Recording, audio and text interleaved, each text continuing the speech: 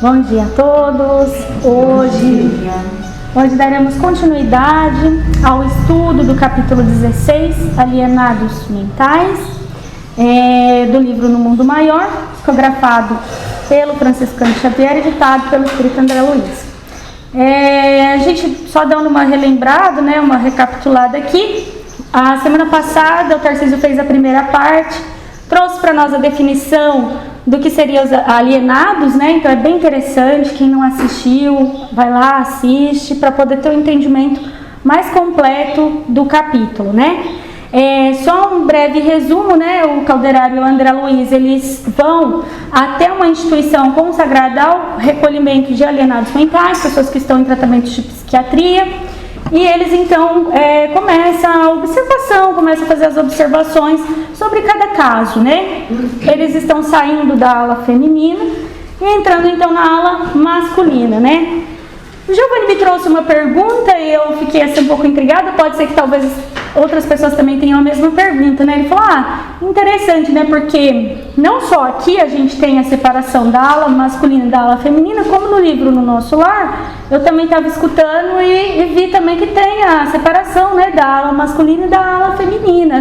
Por que será, que existe essas separações, Tanto aqui como lá no plano espiritual, E aqui, a resposta que eu encontrei, assim, dentro das coisas que eu pesquisei, foi a questão do nosso processo evolutivo mesmo, Nós estamos num momento evolutivo que a gente precisa, sim, dessas separações, até mesmo a gente pode observar também pelo nosso organismo, aqui na parte física, hormônios, tudo, são coisas diferentes, Tratamentos direcionados, para a parte feminina e para a parte masculina de forma mais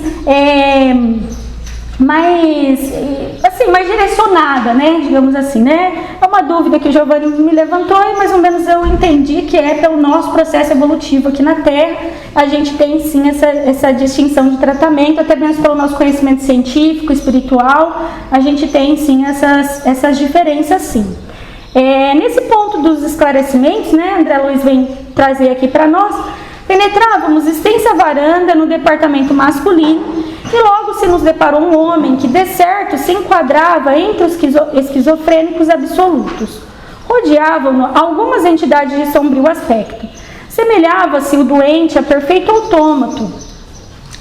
Só a gente lembrar aqui que autômato, seria um mecanismo, assim, ele faz uma comparação de uma máquina, de um relógio que funciona de forma mecânica, Sob o guante de tais companheiros, o guante seria implacáveis companheiros, mão de ferro, Então, assim, esse senhor, ele estava subjugado, assim, a esses obsessores, Os obsessores, eles estavam ali o tempo todo direcionando as suas atitudes, o que ele estava fazendo, o que ele estava falando, certo?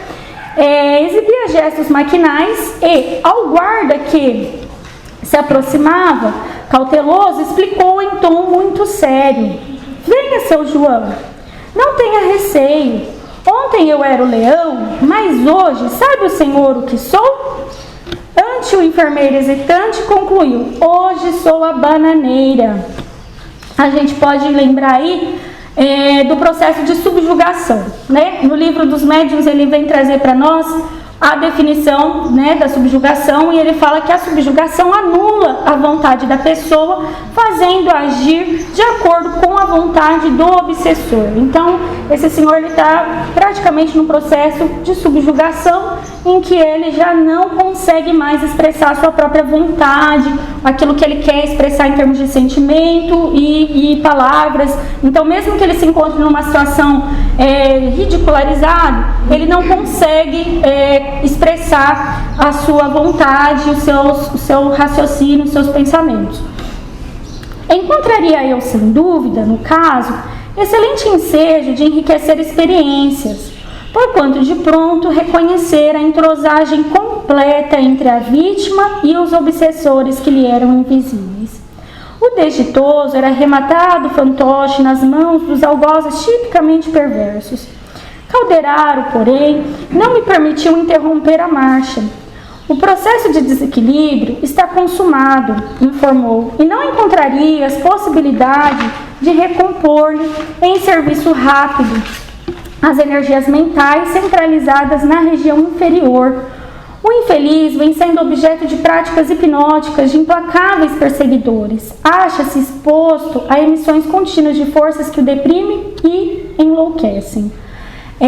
A gente pode trazer aqui na pergunta do Livro dos Espíritos, né, outra pausinha que a gente vai fazer, sobre a pergunta 459, fala sobre a influência dos espíritos na nossa vida, né? Então ele vem trazer assim, ó, influem os espíritos em nossos pensamentos e atos muito mais do que imaginais. Influem a tal ponto que de ordinário são eles que vos dirigem. Então a gente tem que lembrar aí que a influência, ela é neutra, né? Ela existe tanto para o bem quanto para o mal, influência também para vários tipos de situação. O importante é a gente observar a nossa casa mental, do que a gente tem alimentado os nossos sentimentos, os nossos pensamentos, os nossos desejos, as nossas ansiedades, o que a gente tem lido, o que a gente tem assistido, quais são as nossas conversas. Assim como a gente cuida da nossa casa, da nossa residência, né? A gente limpa, a gente, né, passa aí que boa para tirar todas as bactérias, todos os bichinhos, né? A gente também tem que cuidar da nossa casa mental, da nossa mente e poder sempre higienizar ela, né? Com pensamentos positivos, com pensamentos, com conversas saudáveis que tragam pra gente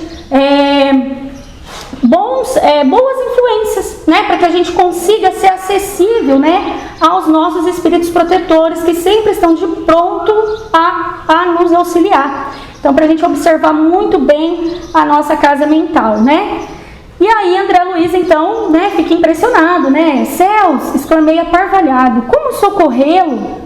Aí o Calderaro vem dizer, né? Trata-se de um homem que em encarnações anteriores abusou do magnetismo pessoal. Não pude suportar a objeção que me nasceu espontânea. André Luiz achou estranho aquilo, né? Como? As ciências magnéticas são de ontem. Calderaro estampou no olhar a condescendência que lhe é característica e retorquiu. Acreditas que teriam sido iniciadas com Mesmer? E sorridente ajuntou. Se considerarmos o sentido literal do texto, o abuso de magnetismo pessoal teria começado com Eva no paraíso.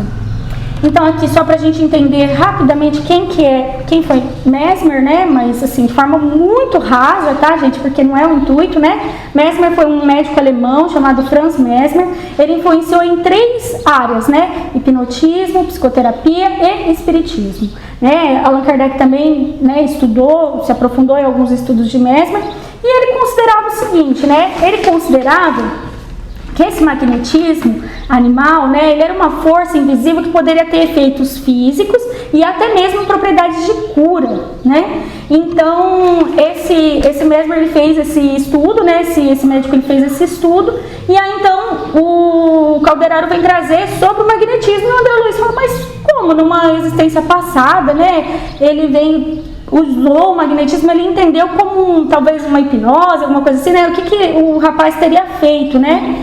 E aí o Calderaro vem trazer pra gente o seguinte, né? Que não é só no sentido assim mais profissional, ou no sentido de que eu vou fazer aquilo com a intenção de fazer, mas eu vou utilizar dos meus talentos, né? Ou seja, muitas pessoas têm uma persuasão, uma força de persuasão muito grande, tem pessoas que têm influência, né? Conseguem influenciar as outras pessoas, né? O fascínio, né? Então as pessoas às vezes elas têm essa habilidade e acabam utilizando essa habilidade de forma completamente equivocada, né? De forma a ganhar mais dívida aí, né? Durante a sua existência, utilizando mal as habilidades que ele tem, né?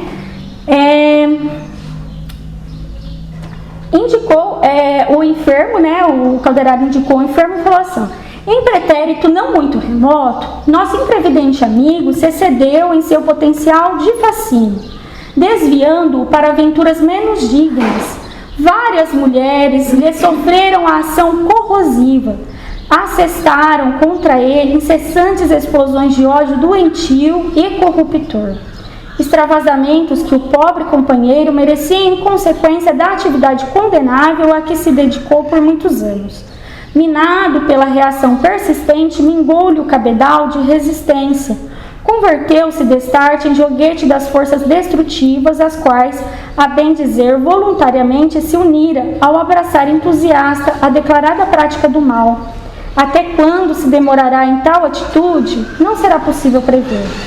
Então a gente pode lembrar aí, eu acho que eu já trouxe várias vezes, mas essa parábola dos talentos é uma parábola que cabe assim para a maior parte dos nossos estudos, né? Jesus traz para a gente a parábola dos talentos, o que a gente faz, né, com os nossos talentos, né? A gente pode pensar aí que os nossos talentos são tanto atributos intelectuais, né, que a gente vai, né, adquirindo, né, o intelecto, né, trabalhando, se esforçando, estudando para isso, quanto moralmente, né, as habilidades também que a gente vai ao longo das nossas existências, da nossa vida, né, espiritual como um todo, né, e aí a gente tem que lembrar que a gente está aqui nessa existência, mas a gente tem já habilidades, né, situações, né, que a gente vem a carregar durante as nossas existências, né.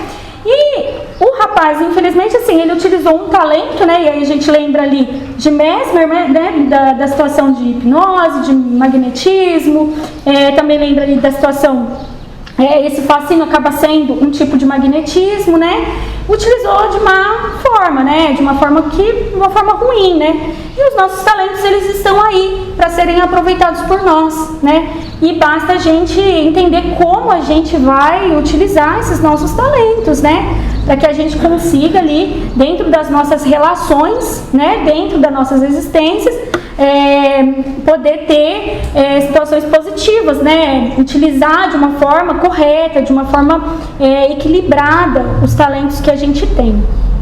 Agora essa frase é muito interessante, muito importante a gente prestar bastante atenção nisso que o Calderaro fala, né? Geralmente, ao delinquirmos, podemos precisar o instante exato de nossa penetração na desarmonia. Jamais sabemos, porém, quando soará o momento de abandoná-la. No retorno à estrada reta, através de atoleiros em que chafurdamos por indiferença e má fé, não podemos prefixar calendário para a volta. Ou seja, né, difícil, a gente sabe o momento que a gente entra na desarmonia, que a gente entra naquela dificuldade mental, né, naqueles pensamentos que acabam às vezes nos levando a uma alienação mental, mas a gente não sabe quando a gente vai conseguir retornar, né, para a estrada do equilíbrio, né, dos pensamentos corretos, acertados, logicamente seguindo o nosso modelo e guia que é Jesus, né? A gente pode lembrar aqui de um caso bem interessante, né, do Sexo e Destino. É bem interessante esse caso porque trata-se do Pedro Neves, né? O Pedro Neves, não trata-se dele exatamente, tem vários personagens no livro, mas nós vamos pegar ele como exemplo e a sua filha Beatriz como exemplo, né?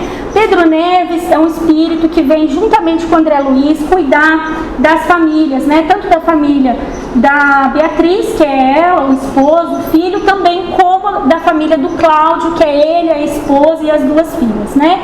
E as situações de conflito entre as duas famílias, relações complicadas entre as duas famílias.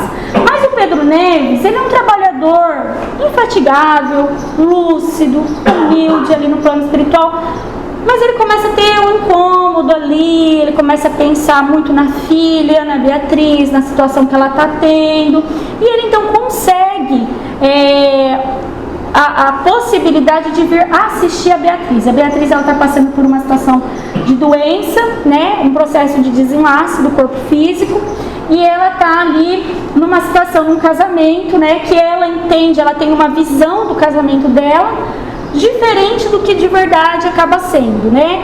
O esposo dela está tendo assim, uma vida assim, mais promíscua, né? Tá tendo outros caminhos. E então o Pedro Neves, com essa preocupação de proteger a filha, de auxiliar ela no desenlace, para que ela não se desequilibre, ele vai e faz, e acompanha ela. Acontece que ele vai acompanhando a Beatriz, né? Ao longo ali, ele tem um amor muito grande por ela, Beatriz desencarna e volta para sua casa para ver, porque ela pede para ver a casa. E apesar dos instrutores falarem que ela não está ainda na condição de observar a casa, o marido, como estão as coisas, né, as pessoas, as relações que ela deixou, né, inclusive os seus objetos, as coisas materiais, o Pedro Neves e a Beatriz, eles pedem e acaba cedendo para que ela vá lá ver. Só que no que Beatriz vai e vê a casa, a situação que ficou, né, a sua família, a sua casa, ela quase enlouquece, né? Ela tem uma situação de desequilíbrio muito grande e Pedro Neves, vendo a filha naquela situação, ele também se desequilibra e ele acaba tendo que receber até um tratamento na memória dele para que ele consiga se reequilibrar, lembrando que ele já tinha condições de receber esse auxílio, né? Ele já era um trabalhador lúcido, equilibrado, né? Humilde, já entendia qual era o caminho que ele tinha que seguir. Então a gente tem que observar que isso pode acontecer com qualquer um de nós, né?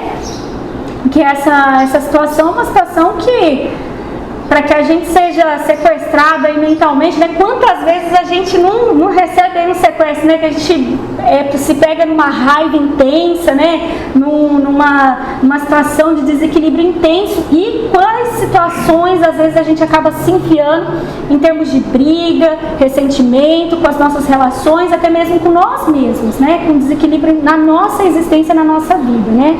Quantos desajustes de difícil solução a gente acaba não se colocando por conta desses pensamentos, né? Implicando-nos em jogos circunstanciais de que só nos despeamos após doloroso reajustamento.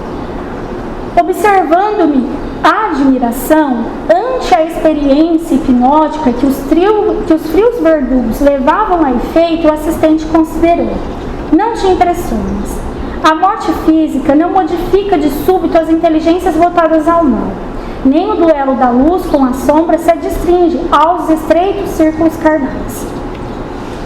A gente pode observar aí que a gente desencarna, a gente não muda, né? A gente não é uma pessoa que, né, faz assim, desencarna e tal, a gente muda completamente. A gente tem uma visão mais amplificada da nossa realidade, da realidade que a gente tem inserido, mas não necessariamente, às vezes, né, também, né, depende do processo de cada um, que é um processo muito individual, né, mas para a gente poder se entender ali, às vezes é um pouco complicado. Eu quis trazer aqui também um consolador na parte de psicologia. Ele vem trazer para nós sobre uma pergunta sobre a loucura, né? A loucura, ela acaba sendo utilizada num termo, ela acabou sendo banalizada, né? Mas ele vem trazendo assim um termo mais centrado, né? A pergunta 51, ela pergunta assim: a loucura é sempre uma prova?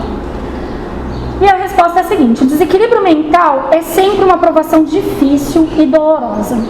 Essa realidade, contudo, podendo representar o resgate de uma dívida ao pretérito escabroso e desconhecido, pode igualmente constituir uma resultante da imprevidência de hoje, no presente que passa, fazendo necessário, acima de todas as exortações, aquele que recomenda a oração e a vigilância. Então, Jesus vem recomendar para a gente a oração e a vigilância, né?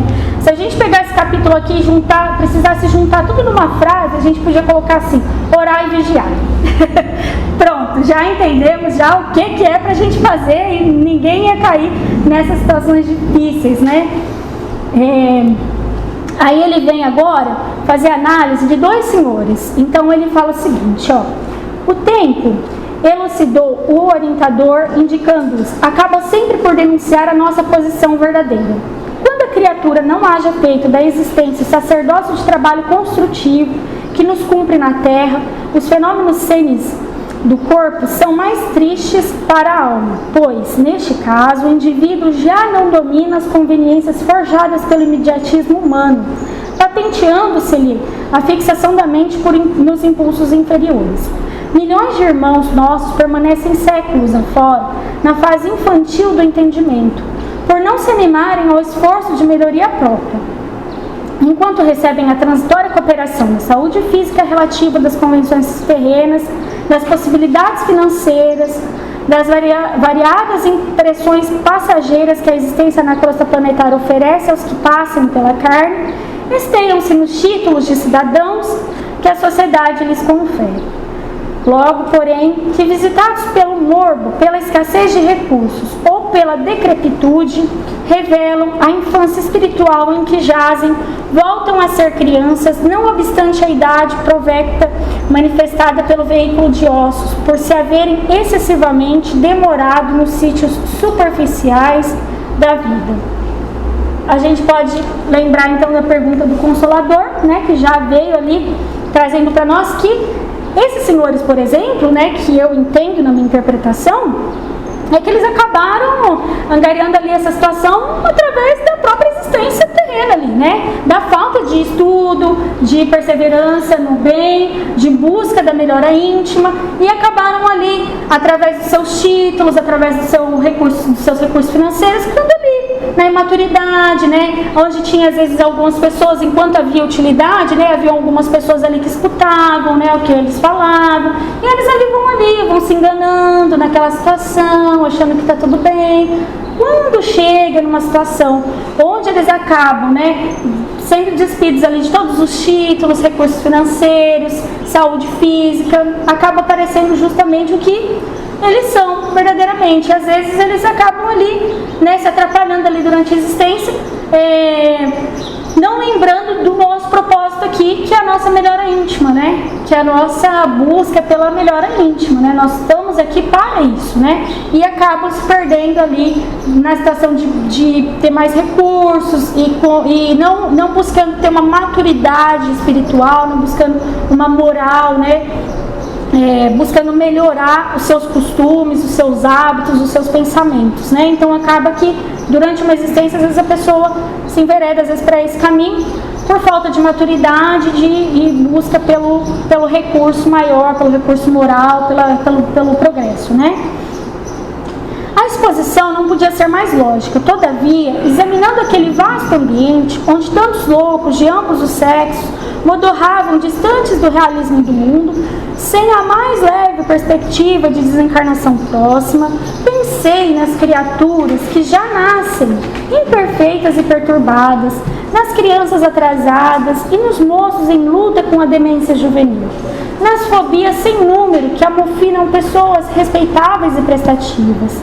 E solicitei então do instrutor esclarecimentos sobre os quadros de sofrimento desses géis, que, de improviso, assaltam os ambientes domésticos mais distintos. A gente pode observar aqui que ele bota tudo num pacotinho assim, ó, todo mundo tá junto. Quem nunca teve uma fobia, quem nunca teve uma situação ali de desequilíbrio, né? E aí ele fala assim que, né, ele pergunta, né, quais são, né, o que vai ser de todas essas pessoas e dessas situações, né? O Livro dos Espíritos, ele vem trazer o seguinte, né, sobre essa questão da infelicidade, né, de quando a gente se vê infeliz, né. Na pergunta 614, ele pergunta assim, ó, o que se deve entender por lei natural? A lei natural é a lei de Deus, é a única verdadeira para a felicidade do homem, indica-lhe o que deve fazer ou não fazer, e ele só é infeliz porque dela se afasta. Então, se a gente se aproximar, né, da lei de Deus, da lei de amor, né, da lei universal, da lei imutável, que é a lei divina, a gente vai se aproximar também da felicidade, né, buscando então buscando ter mais recursos espirituais para poder lidar com as nossas situações do dia a dia, porque todos nós aqui estamos num processo evolutivo e todos nós temos as nossas mazelas, os nossos desequilíbrios, as nossas situações, né? E aí então o Calderaro ele vem trazer o seguinte para nós. O assistente não se surpreendeu e observou. Estudamos aqui, André, há meses das sementeiras, assim do presente como do passado. A messe, né, das sementeiras, assim do presente como do passado. Ponderamos não só a aprendizagem de uma existência efêmera, mas também a romagem da alma nos caminhos infinitos da vida imperecível que segue sempre, vencendo as imposições e as injunções da forma, purificando-se e santificando-se cada dia. verificarás conosco afligente quadro de padecimentos espirituais, e é provável que aprendas num hospício humano algo dos desequilíbrios que afetam a mente desvaiada das leis universais. Em verdade, na alienação mental, começa a descida da alma às zonas inferiores da morte. Observando o manicômio, é possível entender, de certo modo, a loucura dos homens e das mulheres, que aparentemente desequilibrados no campo social da crosta terrestre, onde permutam os eternos valores divinos por satisfações ilusórias imediatas, e é interessante a gente colocar essa parte, né?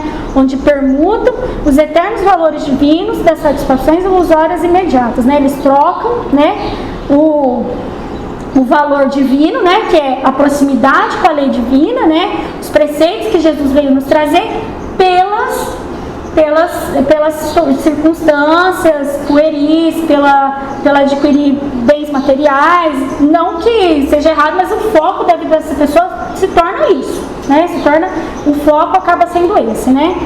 São relegados depois, além do sepulcro, a inominável desespero do sentimento. Quanto às perturbações que acompanham a alma no renascimento ou na infância do corpo, na juventude ou na senilidade, é mister reconhecer que o desequilíbrio começa na inobservância da lei, como a expiação se inicia no crime. Adotada a conduta em desacordo com a realidade encontra o espírito, invariavelmente, em todos os círculos no qual se veja, os efeitos da própria ação, seja nos mecanismos da hereditariedade fisiológica, seja fora de sua influência. A mente encarnada ou não revela-se na colheita do que haja semeado no campo de evolução do esforço comum, no monte da elevação pela prática do sumo bem ou no vale expiatório pelo exercício do mal. Então, a pessoa vai ter ali, né, o que ela houver plantado, né, como se diz, né? Não tem jeito, né? Ela vai observar tudo aquilo que ela buscou durante a existência, né? A gente vai ter ali no final da nossa existência tudo aquilo que a gente buscou, né? E aí a gente pode lembrar, né, que a gente tem que preocupar aí com a nossa estrada e com as nossas aquisições morais, né, espirituais. O assistente que se dispunha a retirar-se fitou-me demoradamente e rematou. O louco em geral, considerando-se não só o presente, senão até o passado longínquo, é alguém que aborreceu as bênçãos da experiência humana, preferindo segregar-se nos caprichos mentais, e a entidade espiritual atormentada após a morte é sempre alguém que deliberadamente fugiu às realidades da vida e do universo, criando regiões purgatórias para si mesmo. Compreendeste? Aí a gente pode lembrar do preceito de Jesus, onde ele traz para nós assim: onde estás o seu tesouro, também aí estarás o seu coração. Né? Onde nós estamos colocando o nosso tesouro? A gente pode até fazer a parte aqui do André Luiz, mas é bom a gente refletir com essa frase final aí de Jesus: onde nós estamos depositando o nosso tesouro, né? Qual é o nosso tesouro na nossa existência? O que nós buscamos, o que nós desejamos, né? Onde nós estamos colocando os nossos sentimentos, os nossos pensamentos, né? As nossas ansiedades. Quais são as nossas ansiedades? O que a gente está buscando, né? Por que a gente está ansioso? Por que a gente está, né, se desviando ali, né? E às vezes sim, até se desequilibrando de tal forma a correr o risco sim de entrar numa alienação mental, né? Então a gente tem que buscar entender o que a gente busca, qual é a nossa busca, né? Porque buscar e deixa deles, né? Então a gente preocupar aí. O André Luiz então vem arrematar, né? Fixei um instrutor reconhecidamente, sim, havia entendido e ponderado a lição da manhã. Segui o orientador que, silente, abandonava o campo de observação a fim de mais tarde nos avistarmos com os benfeitores que visitaríamos as cavernas em missão de amor e de paz. A gente tem uma mensagenzinha aqui que é bem interessante, que chama Sinais. Sua conversação dirá das diretrizes que você escolheu na vida. Suas decisões nas horas graves identificam a posição real de seu espírito. Seus gestos na luta comum falam de seu clima interior. Seus impulsos definem a zona mental em que você prefere movimentar-se. Seus pensamentos revelam suas companhias espirituais. Suas leituras definem os seus sentimentos. Seu trato pessoal com os outros esclarece até que ponto você tem progredido. Suas solicitações lançam luz sobre os seus objetivos. Suas opiniões revelam o verdadeiro lugar que você ocupa no mundo. Seus dias são marcas no caminho evolutivo. Não se esqueça de que compactas assembleias de companheiros encarnados e desencarnados conhecem-lhe a personalidade e seguem-lhe a trajetória pelos sinais que você está fazendo. André Luiz, né? Franciscano Xavier, médium. Então é interessante a gente refletir sobre a mensagem. Essa é a mensagem da manhã, nosso estudo, com os pontos que, né, eu consegui ali destrinchar um pouquinho, né, trazer pra gente. Que Jesus ilumine e abençoe a gente mais uma semana aí, gente. Obrigada pela oportunidade.